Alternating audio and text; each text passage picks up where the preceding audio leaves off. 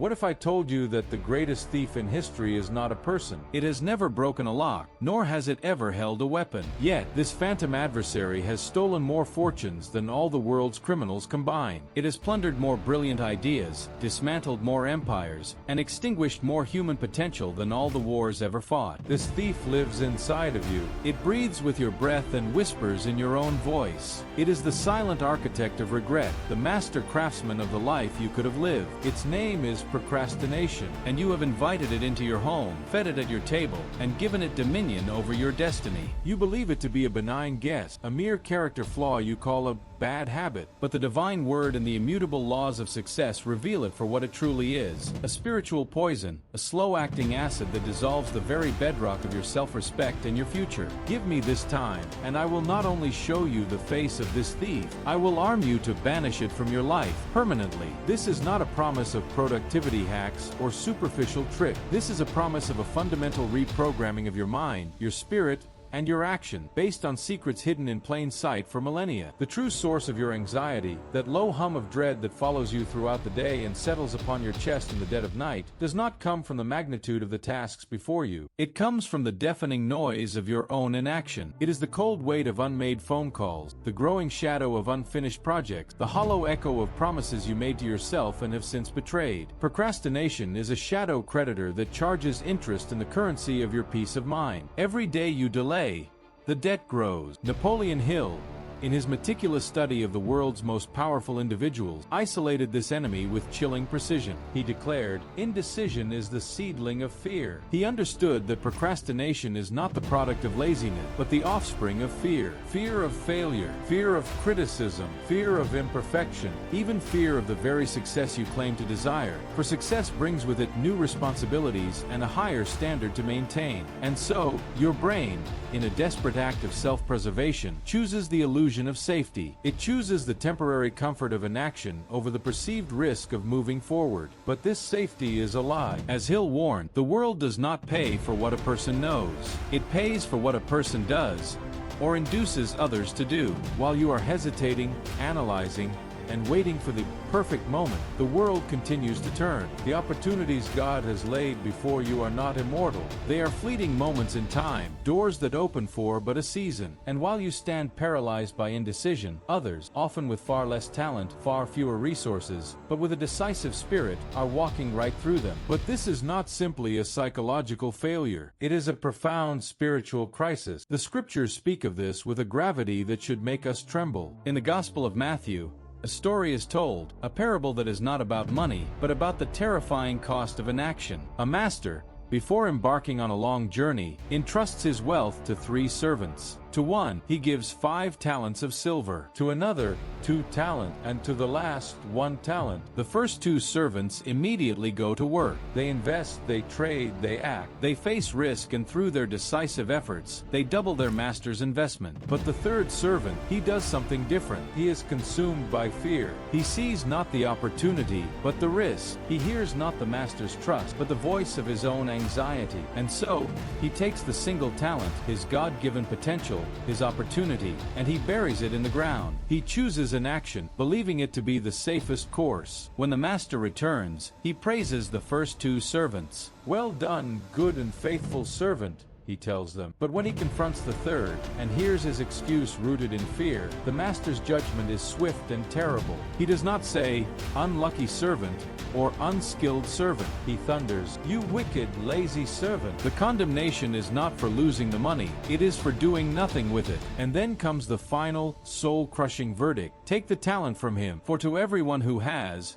more will be given, and he will have an abundance. But from the one who has not, even what he has will be taken away." This is not a metaphor. This is a divine law. Your ideas, your energy, your time, your unique gifts, these are the talents entrusted to you. Every time you choose to delay, to hesitate, to bury your potential under a mountain of excuses, you are reenacting this parable. You are not merely putting off a task. You are telling the very architect of the universe that you are unworthy of the gift. And the law is immutable. That which is not used is lost. The muscle that is not exercised atrophies. The opportunity that is not seized vanishes. Procrastination is the act of digging a hole and burying your own divine potential. The great secret, the key to your liberation that we will begin to unlock, lies in understanding how to reverse this process. It begins by unearthing the talent, not with shovels and brute force, but by rewiring the very fear that caused you to bury it in the first place. So we have unmasked the fear that paralyzes you, the ancient dread of the servant who buried his master's gold. But fear, for all its power, is an emotion. It needs a physical accomplice to carry out its work, a traitor within the very government of your mind. That accomplice is the most powerful and misunderstood substance in your internal world. It is not a poison, but it can be used to poison your ambition. It is not a drug, but you have been conditioned to be its addict. This substance is dopamine. The divine architect of your body designed it as the engine of motivation, the neurochemical of more. It is the force that drove humanity out of the caves, across the oceans, and towards the stars. It is the whisper in your mind that says, "Do this, and you will be rewarded." It is a promise, a biological prophecy of future satisfaction. And it is this sacred system of divine propulsion that has been systematically hijacked. Your brain does not distinguish between a reward that builds your future and one that destroys it. It only knows the promise of the dopamine hit. And in our modern world, we are living in a digital carnival of cheap, instant, and effortless reward. The infinite scroll on your phone, the notification ping, the hyper-palatable processed food, the endless stream of short, meaningless videos. Each one is a perfectly engineered syringe of low-grade dopamine, delivered directly into your brainstem. Each hit provides a momentary sensation of pleasure and relief, a fleeting escape from the discomfort of meaningful work. And so, you have trained your magnificent, God-given brain to become a scavenger, constantly seeking the next easy meal of stimulation rather than hunting for the feast of true accomplishment. You have taught it that the reward for feeling overwhelmed is to seek distraction. You have taught it that the answer to a difficult problem is to numb the mind with triviality. This is the biological mechanism of burying your talent. You are not choosing an action. You are choosing the faster, easier, more immediate reward. You are giving your vote, your energy, and your focus to the path of least resistance. Napoleon Hill observed this phenomenon with devastating clarity nearly a century ago, long before the invention of the digital distractions that now plague us. He called this state of being drifting. A drifter, Hill explained, is a person who allows themselves to be controlled by circumstances and random impulses, rather than by a definite, chosen purpose. The drifter is a slave to the dopamine of the moment. They eat what they crave, not what fuels them. They say what is easy, not what is true. They do what feels good now, even if it guarantees pain later. They are a ship without a captain, pushed and pulled by the invisible currents of their unexamined desire. And Hill issued a terrifying warning. The majority of people are drifters, he wrote, and the reason for this is that they have no central purpose in their lives. Without that purpose, the brain has no grand vision to serve, and so it serves the most immediate master, the craving for comfort, the desire to escape the pain of effort. Even the greatest of spiritual giants are not immune to this internal coup. Consider the mighty prophet Elijah. On Mount Carmel, he stood alone against 450 prophets of a false god. He was filled with divine power, a conduit of miracles, and he won a victory so profound it shook the foundations of a kingdom. He was at the absolute peak of his purpose. Yet, immediately following this monumental triumph, the threat of a single vengeful queen, Jezebel, sent him into a spiral of fear. The man who had faced down an army of false prophets now fled for his life, alone, into the wilderness, and there, exhausted and overwhelmed, he sat down under a tree and prayed for death. He had drifted from a man of divine action to a man consumed by paralyzing fear. He eventually hid himself in a cave on Mount Horeb, the very mountain of God. Think of the symbolism. The cave is the ultimate procrastination. It is the physical embodiment of burying your talent. It is the comfort of darkness, the safety of confinement, the silent scream of a spirit that has given up. It is the dark, quiet place where divine potential goes to die. And it was there, in that state of absolute inaction, that God had to come to him, not in the mighty wind, or the earthquake, or the fire, but in a still, small voice, a gentle whisper of renewed purpose. You, right now, may be living in that cave. You may have retreated from the battlefield of your own life, exhausted by past struggle, and terrified of the battles to come. You have found comfort in the darkness of delay, but understanding this dopamine deception, this trap of drifting, is the map that shows you the way out of the cave. The diagnosis is now clear. Now, we will forge the first key. We will move from understanding the problem to actively rewiring the machine. You will learn how to starve the beast of distraction and begin to feast your soul on the profound, life-altering dopamine of disciplined, purposeful action. We left the prophet Elijah hiding in a cave, a fortress of fear and inaction, and in that deep darkness, God came to him. But God did not offer him words of comfort for his fear. He did not give him a motivational speech.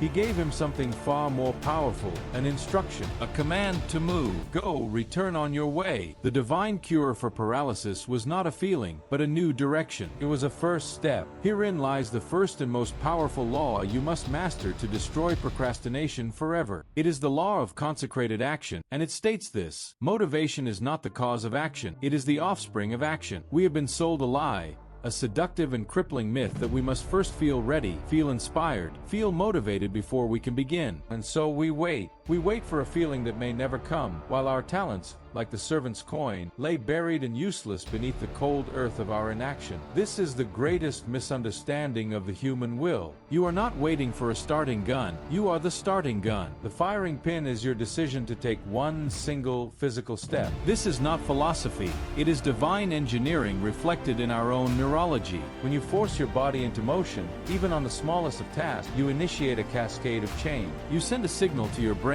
that says, the state of rest is over. The time for engagement has begun. This action, however small, begins to generate its own energy. It creates a tiny feedback loop of progress, releasing a small but potent measure of earned dopamine. Not the cheap, empty dopamine of distraction, but the rich, satisfying dopamine of accomplishment. This is the spark that ignites the fire. Napoleon Hill built his entire empire of thought on this foundation. He called it definiteness of purpose, but he knew that a purpose without immediate action is nothing more than a wish, a dream that will curdle into regret. He understood that the moment of decision is a sacred and powerful thing, not the decision to plan to act, but the decision to act now. Do not wait, he commanded. The time will never be just right. Start where you stand, and work with whatever tools you may have at your command, and better tools will be found as you go along. He knew that the universe does not reward intention. It rewards movement. The tools, the resources, the confidence,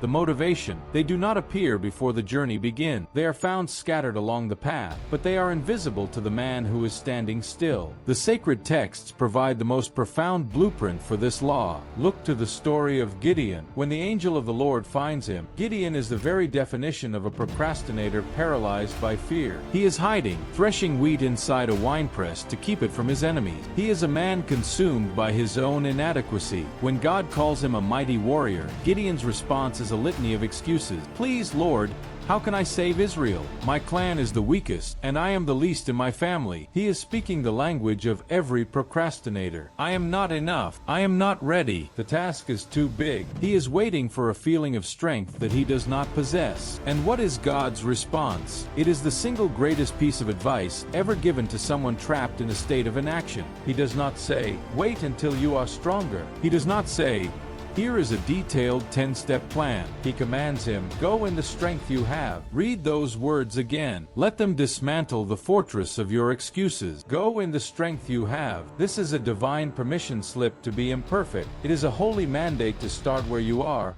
with what you have right now. You are not commanded to go with the strength you wish you had, but with a fragmented, fearful, and incomplete strength that is yours in this very moment. And what was Gideon's first assignment? It was not to face the enemy army. It was a single, concrete act of rebellion against the status quo. God commanded him to tear down his own father's altar to a false god, Baal, an altar that represented the very culture of fear and compromise that had enslaved his people. He was to do it at night, under the cover of darkness. This was his consecrated action, a single, defiant act. It was not the entire war, but it was the first shot fired. It was the physical breaking of inertia, and in that single act of doing, of tearing down the old, he began to build the identity of the mighty warrior he was called to be. You too have altars to ball in your life. They are the comforts, the distractions, the routines you have built that enable your procrastination. Your altar might be the social media apps on your phone, the video game console glowing in the corner, the unorganized desk that invites chaos. Your first step out of the cave is not to conquer the world. It is to tear down your personal altar.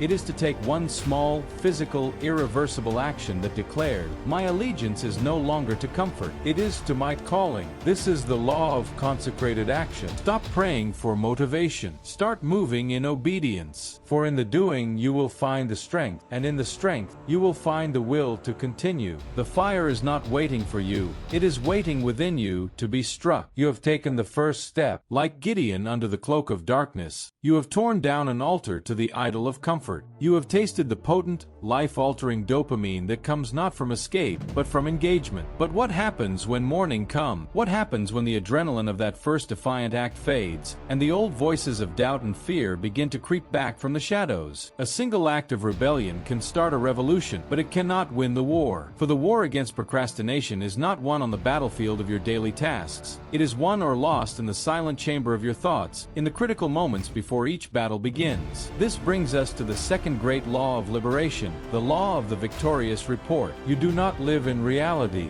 You live in the story you tell yourself about reality. And it is this internal narrative, this constant, running report you file with your own subconscious mind, that dictates whether you advance with courage or retreat into the familiar cave of delay. The sacred scriptures present the most powerful case study on this law in the history of human thought. It is a story of two futures, born from the same set of facts. Moses, on the cusp of leading his people into their promised destiny, sends 12 spies to scout the land of Canaan. 12 men, leaders from each tribe, are sent on the same mission. They see the same land, taste the same fruit, and witness the same formidable enemies. They return to the camp, and the fate of an entire generation hangs on their next words. The first 10 spies step forward, and they deliver their report. It is a report of facts, but facts filtered through the lens of fear. "The land does flow with milk and honey," they begin, admitting the promise.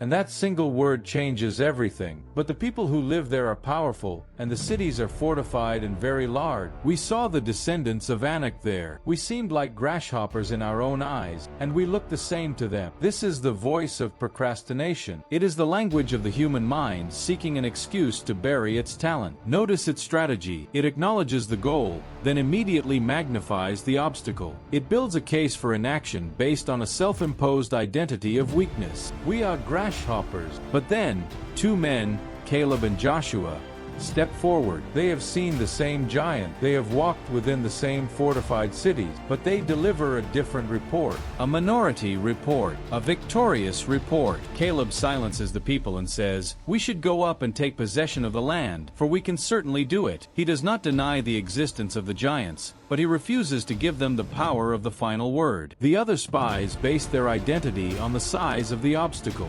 Caleb and Joshua base their identity on the size of the God who made the promise. The result of these two reports was catastrophic. The report of fear, delivered by the majority, infected the entire nation. Their hearts melted. They despaired, and they refused to move forward. And for this act of collective procrastination, born from a narrative of fear, they were sentenced to 40 years of wandering in the desert. 40 years of drifting, aimlessly, until every member of that faithless generation had perished. Their promised land remained just beyond their reach, a dream that died in the wilderness of their own indecision. Only Joshua and Caleb, the men of the victorious report, were permitted to enter. Napoleon Hill called the mechanism behind this phenomenon auto-suggestion. He defined it as the agency of control between a person's conscious mind and their subconscious. He taught that whatever you consistently tell yourself, with emotion and belief, your subconscious mind will accept as fact and begin to manifest in your physical reality. The 10 spies practiced the auto-suggestion of failure. They repeated the story of their own smallness until it became their unshakable, paralyzing truth. Caleb and Joshua practiced the auto-suggestion of faith. You, in this very moment, are practicing auto-suggestion. With every thought about the task ahead of you,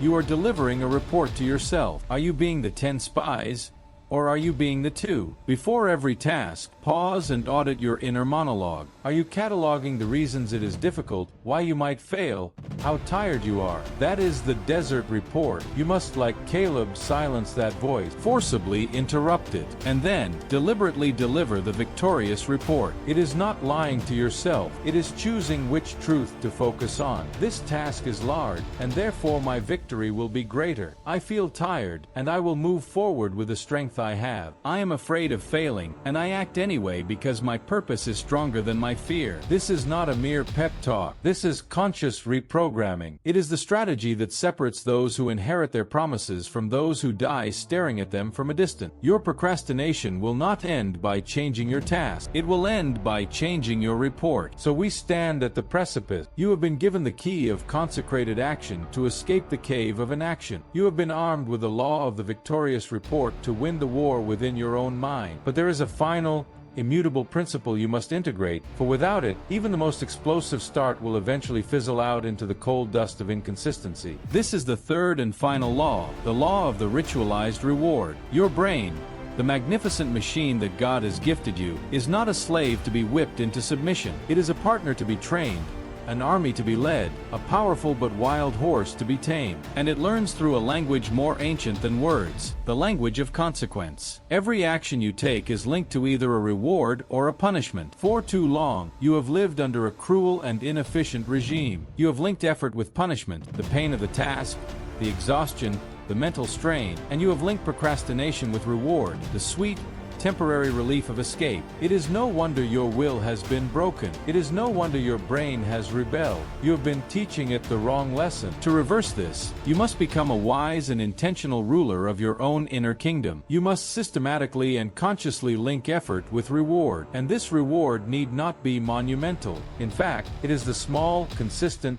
and immediate rewards that have the most profound effect on reprogramming your neurology. After you have completed a block of focused work, a period where you have honored your commitment and fought off the urge to drift, you must mark the victory. This is non-negotiable. This is as important as the work itself. Do not simply jump to the next task. That teaches your brain that the reward for hard work is simply more hard work. Instead, create a ritual. Stand up from your chair. Walk away from your workspace. Take 3 deep, conscious breaths, and as you exhale, say to yourself, inwardly or out loud, the words of the Master, "Well done, good and faithful servant." Feel the truth of that statement. You have been faithful to your calling in that small block of time. Savor a cup of tea or coffee, not as a mindless habit, but as a deliberate toast to your own discipline. Listen to a single piece of music that elevates your spirit. This is not idleness. This is strategic reinforcement. You are actively teaching your dopamine system to associate the state of focus with a feeling of earned pleasure and self-respect. You are training the horse to love the path of the race, not just the sugar cube at the end. Napoleon Hill called this process building a positive mental attitude. But it is more than just being optimistic. It is the deliberate creation of a positive feedback loop between your actions and your emotion. And within this law lies the secret of resilience.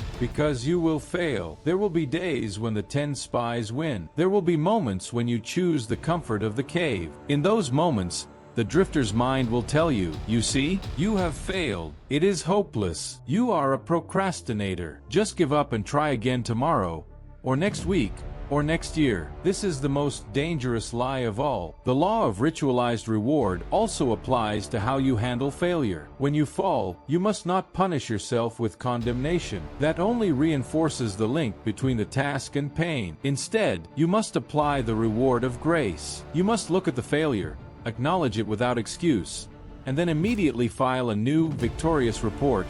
I have stumbled. This is data, not destiny. I have learned from this, and now I go again. The reward of grace is the act of immediate course correction. Your victory is not defined by an unbroken streak of perfection. Your victory is defined by the speed with which you recover from imperfection. And so, we arrive at the end, which is in truth the beginning. The procrastination you have battled is not a monster. It is a shadow. It has no power of its own. It exists only where the light of your purpose has not yet shone. You have been given the light. The law of consecrated action is the match. The law of the victorious report is the fuel. And the law of the ritualized reward is the oxygen that will keep the flame burning bright. This is your inheritance. The choice to drift in the desert of delay or to march into the land of your promise has always been yours. But now you are no longer longer blind. You are no longer unarmed. You are a grasshopper no more. You are a mighty warrior, standing with the strength you have, ready to claim the destiny that has been waiting for you. If you feel that this video has already helped you up to this point and you want to deepen your knowledge, click subscribe and like this video so that it can reach more people. Your engagement is a signal that these ancient truths are still a living fire. And now, for your first act of consecrated action, for your first victorious report, go to the comments and write, "The desert is behind me." Declare your exodus. Declare your emancipation. What is the one giant, the one fortified city in your life that you will begin your march towards right now? We'll see you in the next video.